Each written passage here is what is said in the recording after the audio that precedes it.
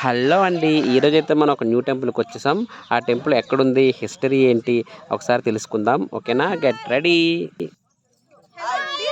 Hello అండి, నమస్తే అండి. నా పేరు మనీషా అండి, స్వీటీ అంటారండి ముద్దుగా.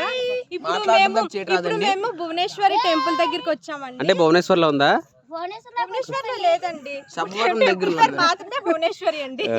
నా పేరు శిషి. హాయ్ అండి, మేము వైజాగ్ అండి. మేము భువనేశ్వరి గుడికి వచ్చామండి. Hi guys. Hi guys. I am from Vizag.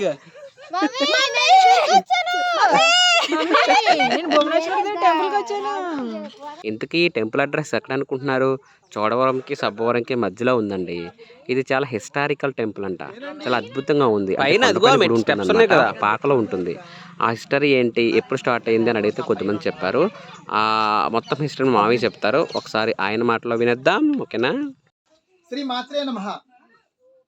ఇది యాతపాలెంలో శ్రీ భువనేశ్వరి అమ్మవారి ఆలయం అండి. ఈవిడ ఇక్కడ నిలిచారు. ఇక్కడ అందరూ గ్రామస్తులు చూస్తుండగా ఒక విగ్రహం ఏర్పడిందంట. ఆ విగ్రహం ద్వారా ఒక చిన్న ఆలయాలు అనగానే మనకి పెద్ద పెద్ద ప్రాకారాలు, పెద్ద గోడలు, తర్వాత గజస్తంభాలు ఇవన్నీ ఉంటాయి కదండి. కానీ ఇక్కడ మాత్రం ఒక చిన్న పూరి గుడిసెలా ఉంటుంది. అమ్మవారి విగ్రహం గంభీరంగా ఉంటుంది, కానీ ఇది పూడి గుడిసెలా ఉంటుంది. ఇంకా డెవలప్ చేస్తున్నారండి. దీనికి ఒక ప్రత్యేకత ఉన్నది. అమ్మవారు కళలో ఈ స్థాపించిన వారి కళలో కనబడి 41 రోజులకు ఒకసారి నాకు అభిషేకం చేయండి, పూజలు చేయండి అని చెప్పారట. అందుకోసం 41 రోజుకి ఒకసారి మాత్రమే ఇక్కడ పూజలు అవి జరుగుతూ ఉంటాయండి. అభిషేకాలు, దీపారాజన అన్ని ఆ రోజే జరుగుతాయండి. మిగిలిన రోజుల్లో మాత్రం మామూలుగా ఉంటదంటే. ఈ అమ్మవారు చాలా పవిత్రమైంది. మీరు తప్పకుండా ఇక్కడికి రండి. ఇక్కడ ప్రశాంతంగా వాతావరణం అంతా చాలా బాగుంది.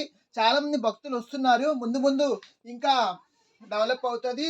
అలాగే దీంట్లో ఒక ప్రత్యేకత ఏంటంటే 41 రోజున అభిషేకం చేయించుకుని ఒక ఆకు మీద మీ మనసులో ఉన్నది రాసి అమ్మవారికి సమర్పిస్తే అది తప్పకుండా జరుగుతుందని ఇక్కడ నమ్మకం అండి. అందుకోసం మీరు తప్పకుండా ఈ గుడికి వచ్చేసి అమ్మవారిని దర్శించుకుని మీ మనసులో ఉన్న కోరికను అమ్మవారికి నివేదించి దీన్ని సద్వినియోగం పరచుకోవాల్సిందిగా కోరుచున్నాం. జై మాత్రే నమః.